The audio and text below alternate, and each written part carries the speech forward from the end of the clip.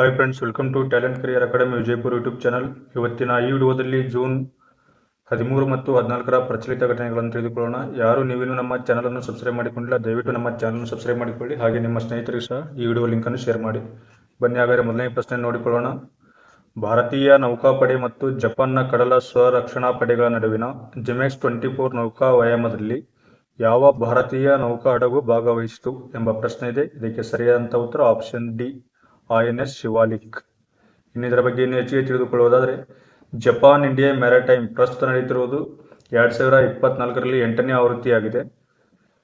ಈ Japan maritime ಅನ್ನು ಆಯೋಜಿಸಿರುವಂತಹ ಸಂಸ್ಥೆ ಯಾವುದಪ್ಪ ಅಂದರೆ ಜಪಾನ್ನಲ್ಲಿರುವಂತಹ Japan maritime self defence force.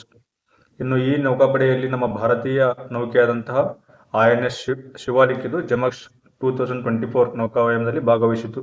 ಇನ್ನು ಜಪಾನ್ ಜೊತೆಗೆ ಬೇರೆ ಬೇರೆಯಾಗಿ ನಡೆಯುತ್ತಿರುವಂತಹ ನೌಕಾಭ್ಯಾಸಗಳು ಯಾವಪ್ಪ ಅಂದರೆ, ಒಂದು ಧರ್ಮ ಗಾರ್ಡಿಯನ್ ಹಾಗೂ ವೀರ ಗಾರ್ಡಿಯನ್. ಇವು ಭಾರತ ಮತ್ತು ಜಪಾನ್ ದೇಶಗಳ ಮಧ್ಯೆ ನಡೆಯುವಂತಹ ನೌಕಾ ವ್ಯಾಯಾಮಾಭ್ಯಾಸಗಳಾಗಿವೆ. ಇನ್ನು ಮುಂದಿನ ಪ್ರಶ್ನೆ, ಜೂನ್ 2024ರಲ್ಲಿ ಬ್ರಿಕ್ಸ್ ದೇಶಗಳ ವಿದೇಶಾಂಗ ಸಚಿವರ ಸಭೆ ಎಲ್ಲಿ ನಡೆಯಿತು ಎಂಬ ಪ್ರಶ್ನೆ ಇದೆ. ಇದಕ್ಕೆ ಸರಿಯಾದಂಥ ಉತ್ತರ ಆಪ್ಷನ್ ಬಿ, ರಷ್ಯಾ ದೇಶದಲ್ಲಿ ಇತ್ತೀಚೆಗೆ ವಿದೇಶಾಂಗ ಸಚಿವರ ಸಭೆ ನಡೆಯಿತು. ಈ ಸಭೆಯಲ್ಲಿ ನಮ್ಮ ಭಾರತದ ವಿದೇಶಾಂಗ ಸಚಿವರಾದಂತಹ ಎಸ್ ಜೈಶಂಕರ್ ಅವರು ಭಾಗವಹಿಸಿದ್ದರು. ಇನ್ನು ಬ್ರಿಕ್ಸ್ ಬಗ್ಗೆ ಹೆಚ್ಚಿಗೆ ತಿಳಿದುಕೊಳ್ಳುವುದಾದರೆ, ಬ್ರಿಕ್ಸ್ 2024ರ ಸಭೆಯು ರಷ್ಯಾ ದೇಶದಲ್ಲಿ ಆಯೋಜಿಸಲಾಗಿದೆ. ಇದು ಬ್ರಿಕ್ಸ್ನಲ್ಲಿ ಇತ್ತೀಚೆಗೆ ಹೊಸದಾಗಿ ಸೇರ್ಪಡೆಗೊಂಡಂತಹ 5 ರಾಷ್ಟ್ರಗಳು ಸೇರ್ಪಡೆಗೊಂಡ ಮೇಲೆ ನಡೆದಂತಹ ಮೊದಲ ಅಧಿವೇಶನವಾಗಿದೆ. ಈ 5 ರಾಷ್ಟ್ರಗಳು 2023 ಆಗಸ್ಟ್ 22ರಿಂದ 24ರವರೆಗೆ ದಕ್ಷಿಣ ಆಫ್ರಿಕಾದ ಜೋಹಾನ್ಸ್ಬರ್ಗ್ನಲ್ಲಿ ನಡೆದಂತಹ 15ನೇ ಬ್ರಿಕ್ಸ್ ಅಧಿವೇಶನದಲ್ಲಿ ಒಟ್ಟು 6 ರಾಷ್ಟ್ರಗಳು ಸೇರ್ಪಡೆಯಾಗಿದ್ದವು. ಅದರಲ್ಲಿ ಅರ್ಜೆಂಟೈನಾ ದೇಶ ಒಂದು ಗುಂಪಿಗೆ ಸೇರಲು ನಿರಾಕರಿಸಿತು. ಇನ್ನು ಉಳಿದಂತಹ 5 ದೇಶಗಳಾದ Egypt, Ethiopia, Iran, Saudi Arabia ಮತ್ತು ಯುನೈಟೆಡ್ ಅರಬ್ ಎಮಿರೇಟ್ಸ್ ಇವು ಜನವರಿ 1, 2024ರಂದು ಬ್ರಿಕ್ಸ್ನ ಸದಸ್ಯತ್ವವನ್ನು ಪಡೆದುಕೊಂಡಿದ್ದಾವೆ. ಇನ್ನು ಬ್ರಿಕ್ಸ್ ಬಗ್ಗೆ ಇನ್ನೂ ಹೆಚ್ಚಿಗೆ ತಿಳಿದುಕೊಳ್ಳುವುದಾದರೆ, ಬ್ರಿಕ್ಸ್ ಇದು ಒಂದು ಅಂತರ್ ಸರ್ಕಾರಿ ಸಂಸ್ಥೆಯಾಗಿದ್ದು, ಇದು ಮೂಲತಃ 4 ದೇಶಗಳನ್ನು ಒಳಗೊಂಡಿತ್ತು. ಇದು 4 ದೇಶಗಳನ್ನು ಒಳಗೊಂಡಿತ್ತು. ಇನ್ನು 2010ರಲ್ಲಿ ಬ್ರಿಕ್ಸ್ ಒಕ್ಕೂಟಕ್ಕೆ ಸೌತ್ ಆಫ್ರಿಕಾ ಸೇರ್ಪಡೆಗೊಂಡು ಬ್ರಿಕ್ಸ್ ಆಯಿತು. ಇನ್ನು ಮುಂದೆ ಬ್ರಿಕ್ಸ್ ಆಮೇಲೆ 2024 ಜನವರಿ 1ರಂದು ಮತ್ತೆ ಬೇರೆ 5 ದೇಶಗಳು ಇನ್ನೂ ಸೇರ್ಪಡೆಗೊಂಡವು. ಇದು ಬ್ರಿಕ್ಸ್ ಇದು ಯಾವುದೇ ರೀತಿಯಾದಂತಹ ಶಾಶ್ವತವಾದ ಪ್ರಧಾನ ಕಚೇರಿಯನ್ನು ಹೊಂದಿಲ್ಲ. ಅಧ್ಯಕ್ಷ ಸ್ಥಾನವು ವಾರ್ಷಿಕವಾಗಿ ವರ್ಣಮಾಲೆಯ ಕ್ರಮದಲ್ಲಿ ನಡೆಯುತ್ತದೆ. ಅಂದರೆ ಬ್ರಿಕ್ಸ್ BRI ಈ ಥರ ಪ್ರತಿ ವರ್ಷ ವರ್ಣಮಾಲೆಯ ಮೇಲೆ ನಡೆಯುತ್ತದೆ. ಇನ್ನು ಮುಂದಿನ ಪ್ರಶ್ನೆ, ಒಡಿಶಾದ ಹೊಸ ಮುಖ್ಯಮಂತ್ರಿಯಾಗಿ ಯಾರು ಆಯ್ಕೆಯಾಗಿದ್ದಾರೆ ಎಂಬ ಪ್ರಶ್ನೆ ಇದೆ. ಒಡಿಶಾದ ಹೊಸ ಮುಖ್ಯಮಂತ್ರಿಯಾಗಿ ಇತ್ತೀಚೆಗೆ ಮೋಹನ್ ಚರಣ್ ಮಾಂಝಿ ಇವರು ಒಡಿಶಾದ ಹೊಸದಾಗಿ ಮುಖ್ಯಮಂತ್ರಿ ಆಯ್ಕೆಯಾಗಿದ್ದಾರೆ. ಇನ್ನು ಇವರ ಬಗ್ಗೆ ಹೆಚ್ಚಿಗೆ ತಿಳಿದುಕೊಳ್ಳುವುದಾದರೆ, ಬಿಜೆಪಿ ನಾಯಕರಾದಂತಹ ಚರಣ್ ಮಾಂಝಿ ಇವರು ಒಡಿಶಾದ ನೂತನ ಮುಖ್ಯಮಂತ್ರಿಯಾಗಿ ಆಯ್ಕೆಯಾಗಿದ್ದಾರೆ. ಇನ್ನು ಇವರ ಜೊತೆಗೆ ಕನಕ್ ವರ್ಧನ್ ಸಿಂಗ್ ದೇವ್ ಹಾಗೂ ಪ್ರವತಿ ಪರಿದಾ ಇವರು ಉಪಮುಖ್ಯಮಂತ್ರಿಯಾಗಿ ಪ್ರಮಾಣವಚನ ಸಹ ಸ್ವೀಕರಿಸಿದ್ದಾರೆ. ಇನ್ನು ಒಡಿಶಾದಲ್ಲಿ ದೀರ್ಘಾವಧಿ ಆಳ್ವಿಕೆ ನಡೆಸಿರುವಂತಹ ನವೀನ್ ಪಟ್ನಾಯಕ್ ಇವರು ಒಡಿಶಾದಲ್ಲಿ 24 ವರ್ಷ ಮುಖ್ಯಮಂತ್ರಿಯಾಗಿ ಆಡಳಿತವನ್ನು ನಡೆಸಿದ್ದರು. ಇವರ ಆಡಳಿತವನ್ನು ಅಂತ್ಯವಾಗಿ ಈಗ ಬಿಜೆಪಿಯ ನಾಯಕರಾದಂತಹ ಮೋಹನ್ ಚರಣ್ ಸಿಂಗ್ ಇವರು ಒಡಿಶಾದ ನೂತನ ಮುಖ್ಯಮಂತ್ರಿಯಾಗಿ ಆಯ್ಕೆಯಾಗಿದ್ದಾರೆ. ಒಡಿಶಾದಲ್ಲಿರುವಂತಹ ಒಟ್ಟು ವಿಧಾನಸಭೆ ಸ್ಥಾನಗಳ ಸಂಖ್ಯೆ 147. ಈ 147 ವಿಧಾನಸಭೆ ಸ್ಥಾನಗಳಲ್ಲಿ ಬಿಜೆಪಿ ಪಕ್ಷವು 78 ಸ್ಥಾನಗಳನ್ನು ಪಡೆದುಕೊಂಡಿದೆ. ಅದೇ ರೀತಿಯಾಗಿ ಒಡಿಶಾದ ರಾಜಧಾನಿ ಯಾವುದಪ್ಪ ಅಂದರೆ ಭುವನೇಶ್ವರ್. ಇನ್ನು ಮುಂದಿನ ಪ್ರಶ್ನೆ, ಆಂಧ್ರ ಪ್ರದೇಶದ ಮುಖ್ಯಮಂತ್ರಿಯಾಗಿ ಇತ್ತೀಚೆಗೆ ಯಾರು ಪ್ರಮಾಣ ವಚನವನ್ನು ಸ್ವೀಕರಿಸಿದರು ಎಂಬ ಪ್ರಶ್ನೆ ಇದೆ. ಇದಕ್ಕೆ ಸರಿಯಾದಂಥ ಉತ್ತರ ನಾರಾ ಚಂದ್ರಬಾಬು ನಾಯ್ಡು. ಇವರು ಇತ್ತೀಚೆಗೆ ಆಂಧ್ರ ಪ್ರದೇಶದ ಮುಖ್ಯಮಂತ್ರಿಯಾಗಿ 4ನೇ ಬಾರಿಗೆ ಆಯ್ಕೆಯಾಗಿದ್ದಾರೆ. ಇವರ ಒಂದು ಸಮಾರಂಭದಲ್ಲಿ ಮುಖ್ಯಮಂತ್ರಿಯಾಗಿ ಪ್ರಮಾಣವಚನ ಸ್ವೀಕರಿಸುವಂತಹ ಸಮಾರಂಭದಲ್ಲಿ ಭಾರತದ ಪ್ರಧಾನಮಂತ್ರಿಗಳಾದಂತಹ ನರೇಂದ್ರ ಮೋದಿ ಅವರು ಭಾಗವಹಿಸಿದ್ದರು. ಇನ್ನು ಇವರ ಬಗ್ಗೆ ಹೆಚ್ಚಿಗೆ ತಿಳಿದುಕೊಳ್ಳುವುದಾದರೆ, ಆಂಧ್ರ ಪ್ರದೇಶದಲ್ಲಿ ತೆಲುಗು ದೇಶಂ ಪಾರ್ಟಿ ಮುಖ್ಯಸ್ಥರಾದಂತಹ ಚಂದ್ರಬಾಬು ನಾಯ್ಡು ಇವರು ಪ್ರಮಾಣವಚನ ಸ್ವೀಕರಿಸಿದ್ದಾರೆ. ಈ ಆಂಧ್ರ ಪ್ರದೇಶದಲ್ಲಿ ನಡೆದಂತಹ ಒಟ್ಟು ವಿಧಾನಸಭೆ ಚುನಾವಣೆಯಲ್ಲಿ 175 ಸ್ಥಾನಗಳಲ್ಲಿ ತೆಲುಗು ದೇಶಂ ಪಾರ್ಟಿ 135 ಸ್ಥಾನವನ್ನು ಪಡೆದುಕೊಂಡಿತ್ತು. ಅದೇ ರೀತಿಯಾಗಿ ಜನಸೇನಾ ಪಕ್ಷವು 12 ಸ್ಥಾನಗಳಲ್ಲಿ 21 ಸ್ಥಾನವನ್ನು ಪಡೆದುಕೊಂಡಿತ್ತು. ಅದೇ ರೀತಿಯಾಗಿ ಬಿಜೆಪಿಯ ಅಭ್ಯರ್ಥಿಗಳು 8 ಸ್ಥಾನಗಳಲ್ಲಿ ಜಯಬೇರಿ ಬಾರಿಸಿದರು. ಜನಸೇನಾ ಪಕ್ಷ ಮತ್ತು ಬಿಜೆಪಿ ಮತ್ತು TD ಪಕ್ಷ ಈ 3 ಪಕ್ಷಗಳು ಆಂಧ್ರ ಪ್ರದೇಶದ ವಿಧಾನಸಭೆ ಚುನಾವಣೆಯಲ್ಲಿ ಹಾಗೂ ಲೋಕಸಭೆ ಚುನಾವಣೆಯಲ್ಲಿ ಒಪ್ಪಂದ ಮಾಡಿಕೊಂಡು ಚುನಾವಣೆಯನ್ನು ಎದುರಿಸಿದವು. ಈಗ NDA ಮೈತ್ರಿಕೂಟದ ಭಾಗವಾಗಿ ಚಂದ್ರಬಾಬು ನಾಯ್ಡು ಇವರು ಆಂಧ್ರ ಪ್ರದೇಶದಲ್ಲಿ ಮುಖ್ಯಮಂತ್ರಿಯಾಗಿ ಪ್ರಮಾಣವಚನವನ್ನು ಸ್ವೀಕರಿಸಿದ್ದಾರೆ. ಈ ಹಿಂದೆ ಇವರು 2014ರಲ್ಲಿ ಆಂಧ್ರ ಪ್ರದೇಶ ಮತ್ತು ತೆಲಂಗಾಣ ವಿಭಜನೆ ಆದ ಮೇಲೆ ಆಂಧ್ರ ಪ್ರದೇಶದ ವಿಭಜಿತ ಮೊದಲ ಮುಖ್ಯಮಂತ್ರಿಯಾಗಿ ಸಹ ಅಧಿಕಾರವನ್ನು ಸ್ವೀಕರಿಸಿದ್ದರು. ಅದೇ ರೀತಿಯಾಗಿ ಈ ಹಿಂದೆ ನಡೆದಂತಹ ವಿಧಾನಸಭೆ ಚುನಾವಣೆಯಲ್ಲಿ ಅವರು ವಿರೋಧ ಪಕ್ಷ ನಾಯಕರು ಸಹ ಆಯ್ಕೆಯಾಗಿದ್ದರು. ಈ ಹಿಂದೆ ನಡೆದಂತಹ ವಿಧಾನಸಭೆ ಚುನಾವಣೆಯಲ್ಲಿ ಜಗನ್ಮೋಹನ್ ರೆಡ್ಡಿ ಇವರು ಆಂಧ್ರ ಪ್ರದೇಶದ ಸಿಎಂ ಆಗಿ ಕಾರ್ಯನಿರ್ವಹಿಸಿದ್ದರು. ಪ್ರಸ್ತುತ 2024ರ ಚುನಾವಣೆಯಲ್ಲಿ ಜಗನ್ಮೋಹನ್ ರೆಡ್ಡಿ ಅವರ ವೈಎಸ್ಆರ್ಪಿ ಪಕ್ಷವು ಕೇವಲ 11 ಸ್ಥಾನಗಳನ್ನು ಪಡೆದುಕೊಂಡಿದೆ. ಇನ್ನು ಜನಸೇನಾ ಪಕ್ಷದ ಮುಖ್ಯಸ್ಥರು ಯಾರಪ್ಪ ಅಂದರೆ ಪವನ್ ಕಲ್ಯಾಣ್ ಇವರು ಆಂಧ್ರ ಪ್ರದೇಶ ಡಿಸಿಎಂ ಆಗಿ ಸಹ ಪ್ರಮಾಣವಚನ ಸ್ವೀಕರಿಸಿದ್ದಾರೆ. ಅದೇ ರೀತಿಯಾಗಿ ಬಿಜೆಪಿಯ ರಾಜ್ಯಾಧ್ಯಕ್ಷ ಆಂಧ್ರ ಪ್ರದೇಶದ ಬಿಜೆಪಿಯ ರಾಜ್ಯಾಧ್ಯಕ್ಷರಾಗಿ ದಗ್ಗುಬಾಟಿ ಪುರಂಧೇಶ್ವರಿ ಇವರಿದ್ದಾರೆ. ಇನ್ನು ಆಂಧ್ರ ಪ್ರದೇಶದ ಪ್ರಸ್ತುತ ರಾಜ್ಯಪಾಲರು ಯಾರಪ್ಪ ಅಂದರೆ ಎಸ್ ಅಬ್ದುಲ್ ನಜೀರ್.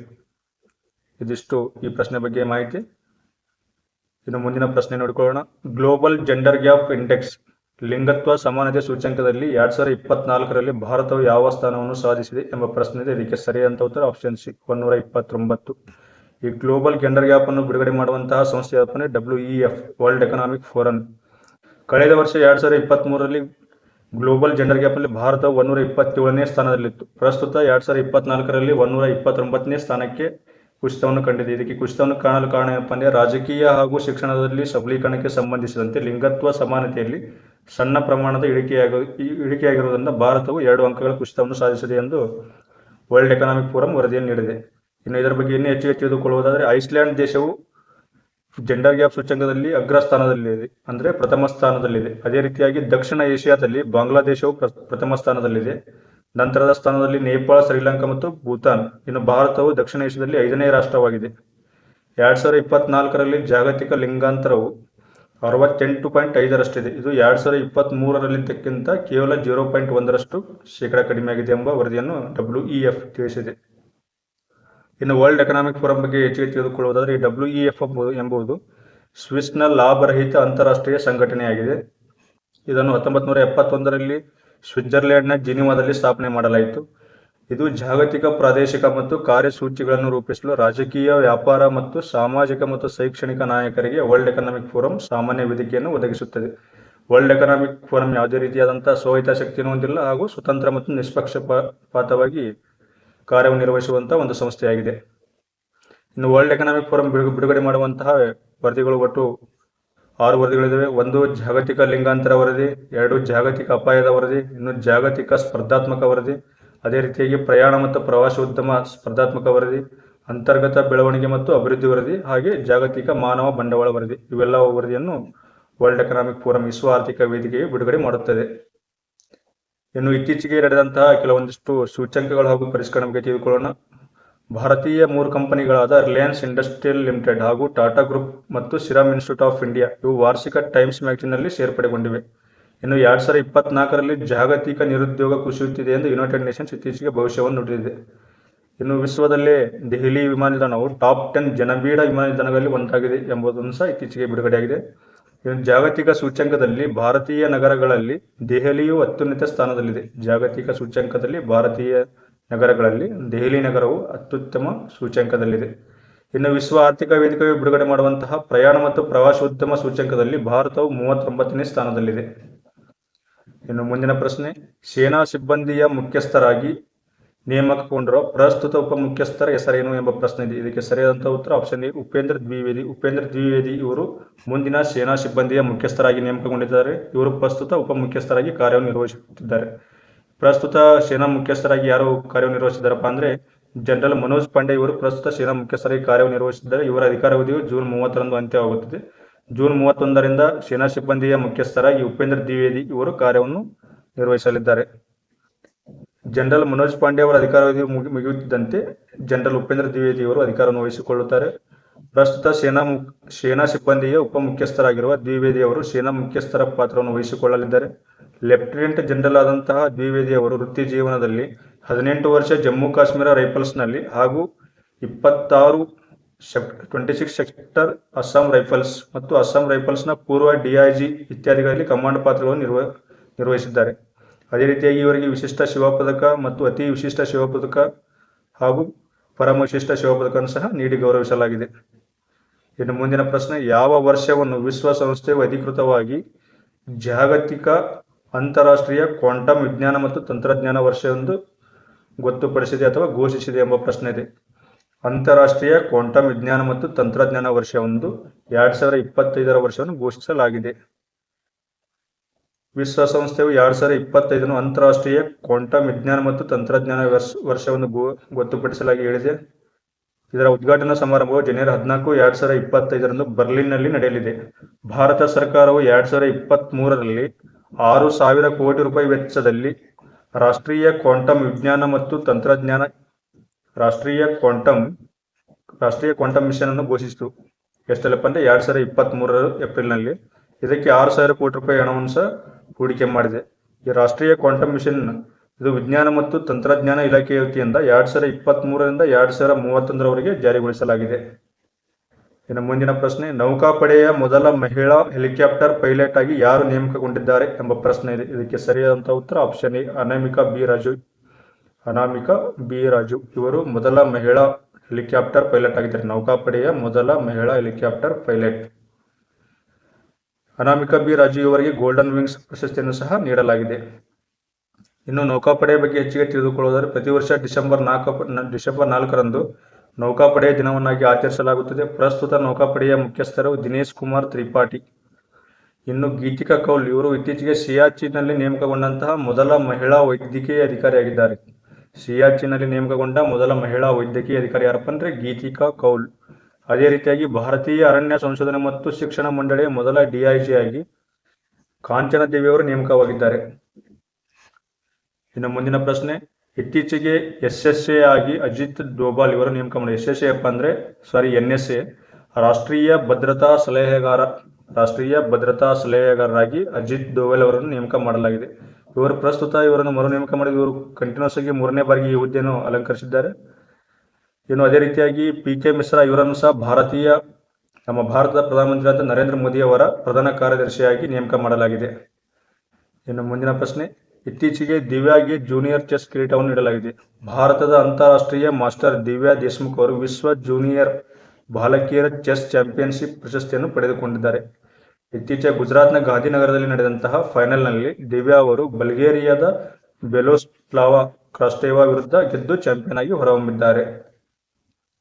ಇನ್ನು ಪ್ರತಿ ವರ್ಷ ಜೂನ್ 14ರಂದು ವಿಶ್ವ ರಕ್ತದಾನಿಗಳ ದಿನವನ್ನಾಗಿ ಆಚರಿಸಲಾಗುತ್ತದೆ. ಅದೇ ರೀತಿಯಾಗಿ 2024ರ ವಿಶ್ವ ರಕ್ತದಾನಿಗಳ ಧ್ಯೇಯವಾಕ್ಯ ಏನಾಗಿದೆಪ್ಪ ಅಂದರೆ 20 ವರ್ಷಗಳ ರಕ್ತದಾನದ ಸಂಭ್ರಮಾಚರಣೆ, ಧನ್ಯವಾದ ರಕ್ತದಾನಿಗಳೇ, ನಿಮ್ಮ ಜೀವನದ ಕೊಡುಗೆ ಅತ್ಯಮೂಲ್ಯವಾದುದು ಎಂಬುದು 2024ರ ವಿಶ್ವ ರಕ್ತದಾನಿಗಳ ದಿನದ ಧ್ಯೇಯವಾಕ್ಯವಾಗಿದೆ. ಈ ವಿಶ್ವ ರಕ್ತದಾನಿ ದಿನವನ್ನು 2004ರಿಂದ ಆಚರಣೆ ಮಾಡಿಕೊಂಡು ಬರಲಾಗುತ್ತಿದೆ. 2004ರಿಂದ ಪ್ರಸ್ತುತ 2024ರಲ್ಲಿ ಇದು 20ನೇ ಆವೃತ್ತಿಯಾಗಿದೆ. ಇನ್ನು ಮುಂದಿನ ಪ್ರಶ್ನೆ, ಇತ್ತೀಚೆಗೆ ಭಾರತದ ಪ್ರಧಾನಮಂತ್ರಿಯಾಗಿ 3ನೇ ಬಾರಿಗೆ ನರೇಂದ್ರ ಮೋದಿ ಅವರು ಪ್ರಮಾಣವಚನ ಸ್ವೀಕರಿಸಿದಂಥ ಮೊದಲ ಬಾರಿಗೆ ವಿದೇಶಿ ಭೇಟಿಯಾಗಿ ಇಟಲಿಗೆ ತೆರಳಿದ್ದಾರೆ. ಈ ಇಟಲಿಯಲ್ಲಿ G7 ಶೃಂಗಸಭೆ ನಡೆಯುತ್ತಿದೆ. ಈ ಶೃಂಗಸಭೆಗೆ ಭಾರತ ಪ್ರಧಾನಮಂತ್ರಿಯಾದಂತಹ ನರೇಂದ್ರ ಮೋದಿ ಅವರು ಪ್ರಯಾಣವನ್ನು ಬೆಳೆಸಿದ್ದಾರೆ. ಇವರು ಪ್ರಧಾನಿಯಾದ ನಂತರ ಮೊದಲ ವಿದೇಶಿ ಭೇಟಿಯಾಗಿ ಇಟಲಿಯಲ್ಲಿ ನಡೆಯುತ್ತಿರುವಂತಹ G7 ಶೃಂಗಸಭೆ ಇದು 50ನೇ G7 ಶೃಂಗಸಭೆ ಆಗಿದೆ. ಎಷ್ಟಪ್ಪ ಅಂದರೆ 50. ಇನ್ನು ಮುಂದಿನ ಪ್ರಶ್ನೆ, 2024ರ ವಿಧಾನಸಭೆ ಚುನಾವಣೆಯ ನಂತರ ಅರುಣಾಚಲ ಪ್ರದೇಶದ ಮುಖ್ಯಮಂತ್ರಿಯಾಗಿ ಈ ಕೆಳಗಿನ ಯಾರು ಪ್ರಮಾಣ ವಚನವನ್ನು ಸ್ವೀಕರಿಸಿದ್ದಾರೆ ಎಂಬ ಪ್ರಶ್ನೆ ಇದೆ. ಇದಕ್ಕೆ ಸರಿಯಾದ ಉತ್ತರ ಆಪ್ಷನ್ ಸಿ, ಪೆಮಾ ಖಂಡು. ಭಾರತೀಯ ಜನತಾ ಪಕ್ಷದ ಪೆಮಾ ಖಂಡು ಇವರು ಜೂನ್ 13, 2024ರಂದು ಸತತ 3ನೇ ಬಾರಿಗೆ ಅರುಣಾಚಲ ಪ್ರದೇಶದ ಮುಖ್ಯಮಂತ್ರಿಯಾಗಿ ಪ್ರಮಾಣವಚನವನ್ನು ಸ್ವೀಕರಿಸಿದರು. ಅದೇ ರೀತಿಯಾಗಿ ರಾಜ್ಯದ ಉಪಮುಖ್ಯಮಂತ್ರಿಯಾಗಿ ಚೌನಾ ಮೇನ್ ಸೇರಿದಂತೆ 11 ಕ್ಯಾಬಿನೆಟ್ ಸಚಿವರಿಗೆ ಪ್ರಮಾಣವಚನವನ್ನು ಇದೇ ಸಮಯದಲ್ಲಿ ಬೋಧಿಸಲಾಯಿತು. ಇನ್ನು ಇತ್ತೀಚೆಗೆ ಮುಖ್ಯಮಂತ್ರಿಯಾದಂತಹ ಕೆಲವೊಂದಿಷ್ಟು ವ್ಯಕ್ತಿಗಳ ಬಗ್ಗೆ ತಿಳಿದುಕೊಳ್ಳೋಣ. ಒಡಿಶಾದ ಬಿಜೆಪಿಯ ಮೊದಲ ಮುಖ್ಯಮಂತ್ರಿಯಾಗಿ ಮೋಹನ್ ಚರಣ್ ಮಾಜಿ ಇವರು ನೇಮಕವಾಗಿದ್ದಾರೆ. ಅದೇ ರೀತಿಯಾಗಿ ಆಂಧ್ರ ಪ್ರದೇಶದ ಮುಖ್ಯಮಂತ್ರಿಯಾಗಿ 4ನೇ ಬಾರಿಗೆ ಆಯ್ಕೆಯಾದವರು ಚಂದ್ರಬಾಬು ನಾಯ್ಡು. ಇನ್ನು 2ನೇ ಬಾರಿಗೆ ಸಿಕ್ಕಿಂನ CM ಆಗಿ ಆಯ್ಕೆಯಾದಂತಹ ಸಿಕ್ಕಿಂ ಕ್ರಾಂತಿಕಾರಿ ಪಕ್ಷದ ಮುಖ್ಯಸ್ಥರಾದಂತಹ ಪ್ರೇಮ್ ಸಿಂಗ್ ತಮಾಂಗ್. ಇನ್ನು ಹರಿಯಾಣದ ಮುಖ್ಯಮಂತ್ರಿಯಾಗಿ ಇತ್ತೀಚೆಗೆ ನೇಮಕರಾದವರು ನಯಾಬ್ ಸಿಂಗ್ ಸೈನಿ. ಇನ್ನು ಮುಂದಿನ ಪ್ರಶ್ನೆ, ಇತ್ತೀಚೆಗೆ ನಿಧನರಾದ ರಾಜೀವ್ ತಾರಾನಾಥ್ ಇವರು ಯಾವ ಒಂದು ಕಲೆಗೆ ಪ್ರಸಿದ್ಧರಾಗಿದ್ದಾರೆ ಎಂಬ ಪ್ರಶ್ನೆ ಇದೆ. ಇದಕ್ಕೆ ಸರಿಯಾದ ಉತ್ತರ ಆಪ್ಷನ್ ಸಿ, ಇವರು ಸರೋದ ಮಾಂತ್ರಿಕ. ಇವರ ಬಗ್ಗೆ ಹೆಚ್ಚಿಗೆ ತಿಳಿದುಕೊಳ್ಳುವುದಾದರೆ ಇವರಿಗೆ 2000ರಲ್ಲಿ ಸಂಗೀತ ನಾಟಕ ಅಕಾಡೆಮಿ ಪ್ರಶಸ್ತಿಯನ್ನು ಸಹ ನೀಡಲಾಗಿದೆ. ಇವರು ಉಸ್ತಾದ್ ಅಲಿ ಅಕ್ಬರ್ ಅವರ ಹಿರಿಯ ಶಿಷ್ಯರಾಗಿದ್ದರು. ಅದೇ ರೀತಿಯಾಗಿ ಇವರಿಗೆ ನಮ್ಮ ಕರ್ನಾಟಕ ಸರ್ಕಾರದ ವತಿಯಿಂದ 1996ರಲ್ಲಿ ರಾಜ್ಯೋತ್ಸವ ಪ್ರಶಸ್ತಿಯನ್ನು ಸಹ ನೀಡಲಾಗಿದೆ. ಇನ್ನು 1998ರಲ್ಲಿ ಚೌಡಯ್ಯ ಸ್ಮಾರಕ ಪ್ರಶಸ್ತಿಯನ್ನು ಸಹ ನೀಡಲಾಗಿದೆ. ಅದೇ ರೀತಿಯಾಗಿ 2018ರಲ್ಲಿ ಸಂಗೀತ ವಿದ್ವಾನ್ ಪ್ರಶಸ್ತಿಯನ್ನು ಸಹ ನೀಡಲಾಗಿದೆ. ಇನ್ನು 2019ರಲ್ಲಿ ಹಂಪಿ ಕನ್ನಡ ವಿಶ್ವವಿದ್ಯಾಲಯದಿಂದ ನೀಡುವಂತಹ ನಾಡೋಜ ಪ್ರಶಸ್ತಿಯನ್ನು ಸಹ ನೀಡಲಾಗಿದೆ. ಅದೇ ರೀತಿಯಾಗಿ ನಮ್ಮ ಭಾರತದ ಪದ್ಮ ಪ್ರಶಸ್ತಿಗಳಲ್ಲಿ 3ನೇ ಸ್ಥಾನದಲ್ಲಿರುವಂತಹ ಪದ್ಮಶ್ರೀ ಪ್ರಶಸ್ತಿಯನ್ನು ಪಂಡಿತ್ ತಾರಾನಾಥ್ ಇವರಿಗೆ 2019ರಲ್ಲಿ ನೀಡಲಾಗಿದೆ. ಇದಿಷ್ಟು ವಿಡಿಯೋದಲ್ಲಿನ ಮಾಹಿತಿ. ಯಾರು ನೀವೇನು ನಮ್ಮ ಚಾನಲ್ನ ಸಬ್ಸ್ಕ್ರೈಬ್ ಮಾಡಿಕೊಂಡಿಲ್ಲ, ದಯವಿಟ್ಟು ನಮ್ಮ ಚಾನಲ್ನ ಸಬ್ಸ್ಕ್ರೈಬ್ ಮಾಡಿಕೊಳ್ಳಿ. ಹಾಗೆ ನಿಮ್ಮ ಸ್ನೇಹಿತರಿಗೆ ಸಹ ಈ ವಿಡಿಯೋ ಲಿಂಕನ್ನು ಶೇರ್ ಮಾಡಿ. ಏನಾದರೂ ಸಲಹೆ ಹಾಗೂ ಸೂಚನೆಗಳಿದ್ದರೆ ಕಮೆಂಟ್ ಬಾಕ್ಸ್ನಲ್ಲಿ ತಿಳಿಸಿ. ಧನ್ಯವಾದಗಳು.